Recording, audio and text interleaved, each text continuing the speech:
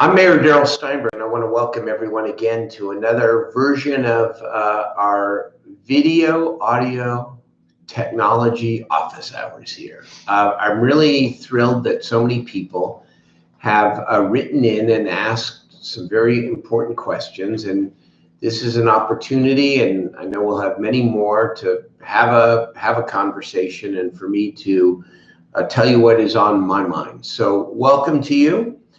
And do I just begin with these questions?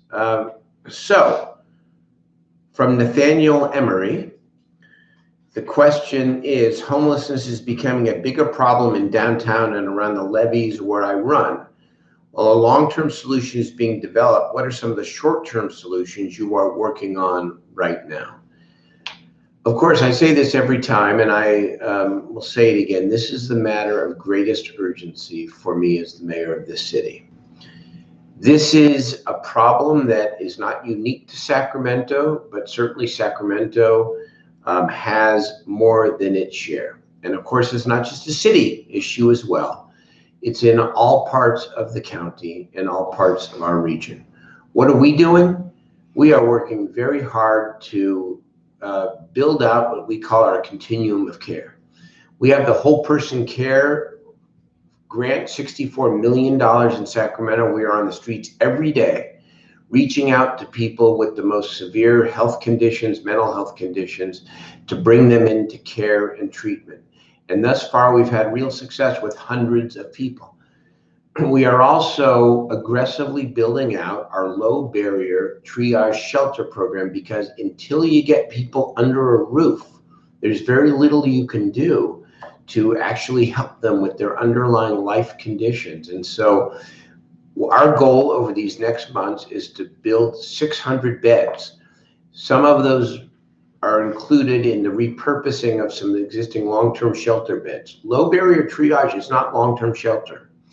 It is 4 to 6 months where people get assessed, get the intensive case management they need, and then to move people through to more permanent housing with the support and services they need over the long term. Very simply put, 600 beds, if we can move people out every 4 to 6 months, that is 1,200 to 1,800 people a year we can get off the streets. Over the course of 2 to 3 years, we can make a dramatic impact on the homeless problem. We're working with the county, of course, with their mental health services through my legislation, Proposition 63. We've got $44 million that is now on the street that we're working to help, again, get people the services that they need. And then, of course, we're working with our state partners through the so-called HEAP and HAP programs to set aside a lot of money for rapid rehousing, where people who are on the edge or just newly homeless can get into housing right away.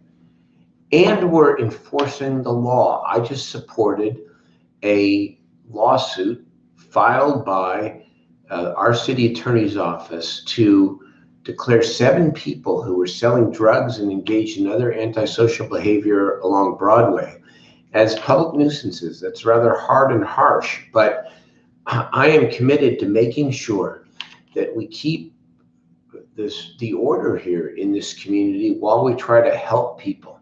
It's a difficult situation, but in the short term, we've got to build these beds with urgency. We have to enforce the law appropriately when people are engaged in drug dealing or other illegal or antisocial behavior, and we need to follow through on what we started. Thank you, Nathaniel. Let me move on to Mauricio Granados, who lives in the city. What's being done to improve the situation of drug sales and homelessness in the area between 5 and 25 and Y Street and Broadway? What can we do to help? Well, in part, I repeat my answer to the last question. Look, we just engaged in something we never had before, which is this nuisance lawsuit against 7 people who are homeless, but who are engaging in illegal and antisocial behavior. They are barred from being on the Broadway corridor. And as appropriate, we would do the same thing again, but we also have to bring people indoors. One of our triage shelters that we now have funded and we're beginning to pave and construct is under the WX freeway at Alhambra, where we are going to build at least 100-bed triage shelter. And our first area of outreach, once that's up, and it won't be up until the spring, unfortunately, is the outreach along the Broadway corridor and under the freeway. Those are the first groups of people that we need to get inside and end the tent encampments under the freeway and along Broadway. We're also going to make sure that these shelters, that they are not only of high quality, these military style sprung structures, but we're also going to set up what we call zero tolerance zones or enforcement zones around the shelters, so that the perimeters are clean and that people are not allowed to congregate or hang out. These are not drop-in shelters, by the way. These are by referral through our police impact teams, through our social service agencies, and to get people indoors, open 24/7. Henry Lee Hawthorne from Sacramento. What are your plans to provide training for youth and adults, particularly in the African-American community, so that they can become entrepreneurs? I'm really glad you asked. Last November, I led the campaign to pass Measure U, the 1-cent sales tax in Sacramento. We just finished a major budget debate this last summer where the city council committed, per my vision here and what I campaigned on, to set aside $40 million a year for at least the next 5 years for what we call inclusive economic development. Within that $40 million a year, we're going to issue over 2 years, $250 million worth of bonds for affordable housing, for neighborhood-based economic development, and for city facilities that improve neighborhoods.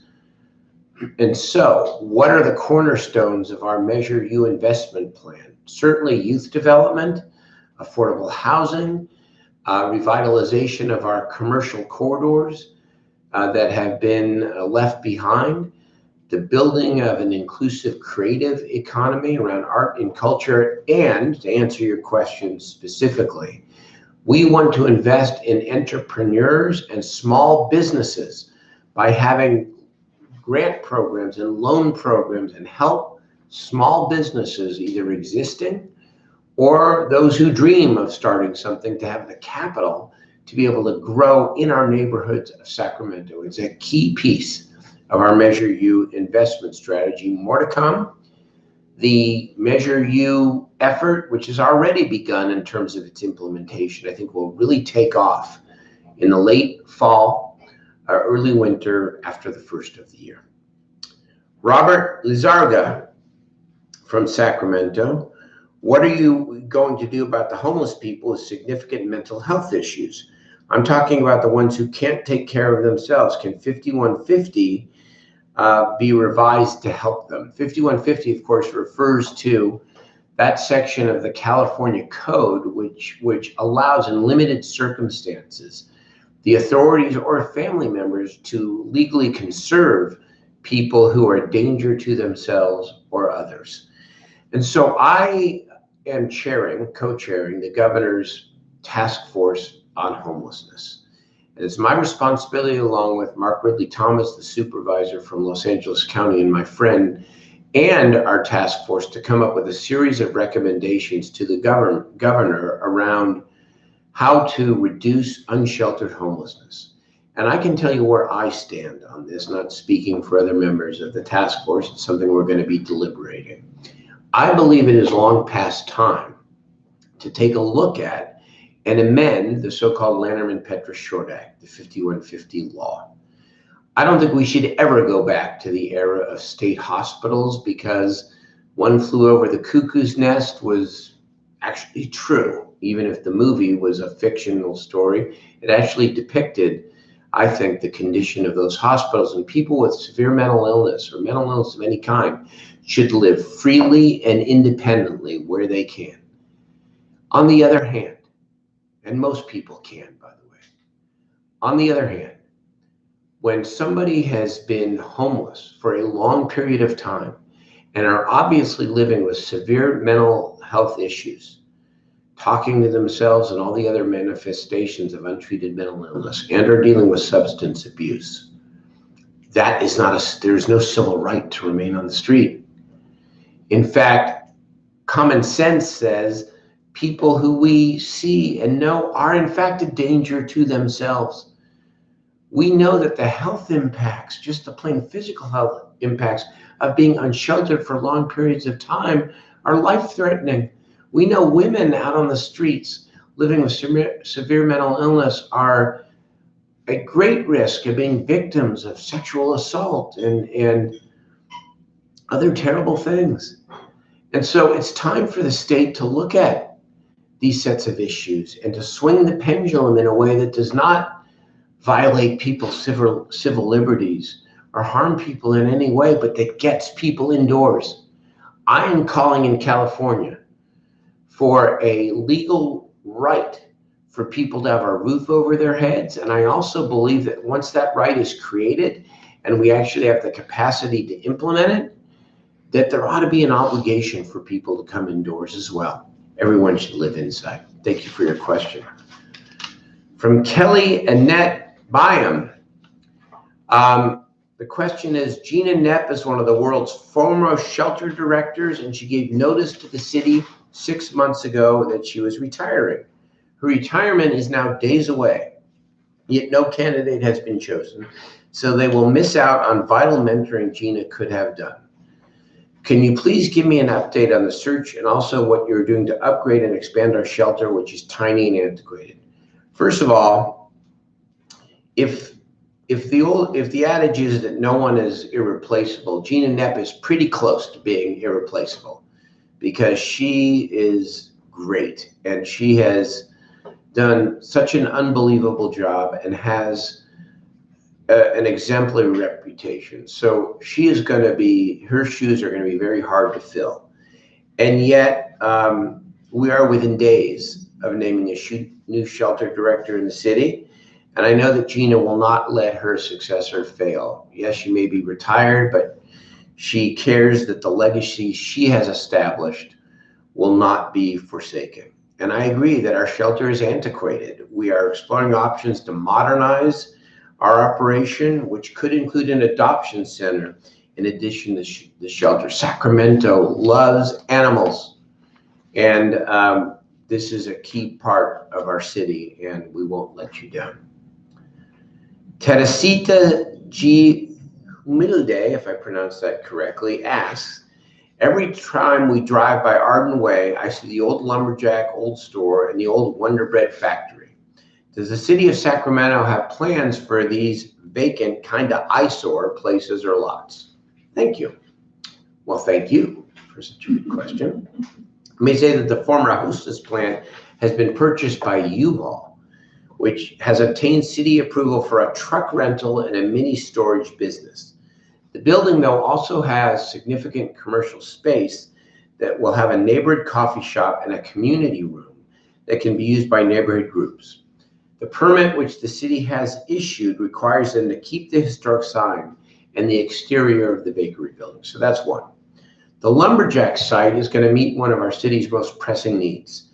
It's going to get an affordable housing complex with 128 units.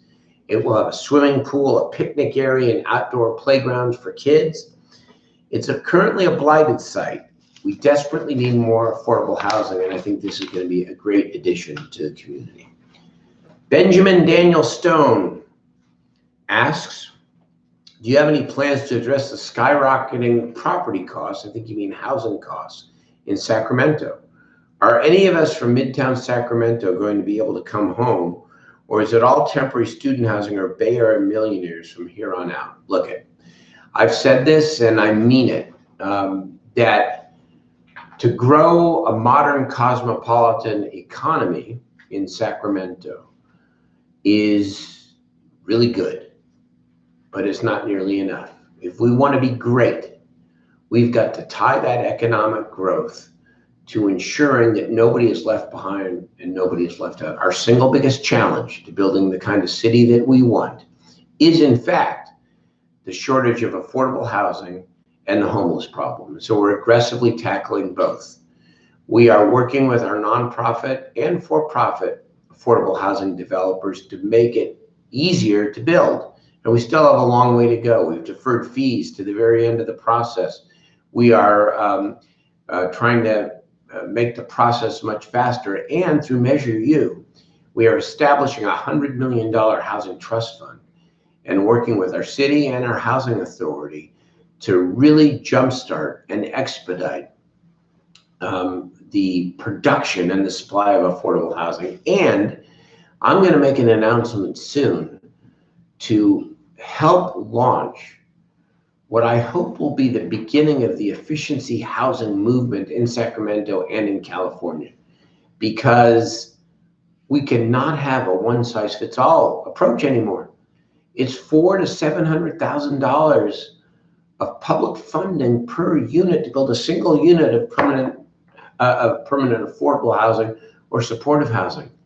We're never going to get to the volume that we need with one-size-fits-all. Stay tuned. Scott Yates. I was born in Sacramento in 1975, the same year the city's bicycle master plan was approved, which called for a pedestrian bicycle path from Old Sac to Freeport. My parents bought their home in the pocket around 1980 with the understanding that the trail would be coming soon. Today, I live in Southland Park, and my two kids and I would use that portion of the trail to commute to grandparents, soccer, Little League, libraries, coffee shops, etc., if the trail existed. My question is, can you provide an honest and straightforward explanation about why the 44-year-old plan has not been put into place, and what it will take to provide what could be an amazing community resource and connect to the people of Sacramento? First of all, I agree with the premise of your thoughtful question, and I understand your frustration because the project has frankly taken far too long, and we have not taken sufficient advantage of such a natural and important asset. But I am glad to say that certainly over the last couple of years, with my colleague Rick Jennings and I and the City Council, we are making significant progress. The city is acquiring the property easements we need through eminent domain, which is, kind of a last resort, but that's where we're at now, and have 2/3 of the money already set aside for these easements. Again, Measure U helps because we now have the capacity to be able to invest in our neighborhoods and our communities. The plan now is to allocate the rest of the money this year. We're waiting for the Army Corps of Engineers to finish a levee strengthening project. And after that, we can start construction. It likely will take, unfortunately, another couple of years before the Corps is done. But after that, we'll finally be getting our trail. In the meantime, the city is moving forward with the construction on the Del Rio Trail, another major amenity for Southland Park and the rest of South Sacramento. It will run on the old railway easement from just north of Sutterville Road to just south of Meadowview Road, connecting to the Sacramento River at Sutterville Road. So it's taken too long, but here we are, and we are approaching it with great urgency. We now have the resources that we've never had before, and it's going to happen. Thank you. Last but not least, Richard Kenneth Smith. Thank you for writing. He says, I'm an avid cyclist, that being my main mode of transportation. Can you please remove the new safer bike lanes and make them how they used to be, or no bike lanes again? The new ones are unsafe and don't seem to follow any normal flow. For example, you may, Richard writes, have to turn into oncoming traffic to make a right-hand turn at some point. So we might disagree on this one, but I appreciate your input and we're happy to talk to you further about it, because we see it and our city engineers tell us, and our experience has shown us, that the new bikeways we've been installing improve safety for drivers, for bicyclists, and for pedestrians. In Oakland, for example, which have had this longer, there was a 40% decrease in roadway collisions after protected bikeways were installed on Telegraph Avenue in Oakland. New York City reduced the number of pedestrians getting hit by cars or bikes by 52%.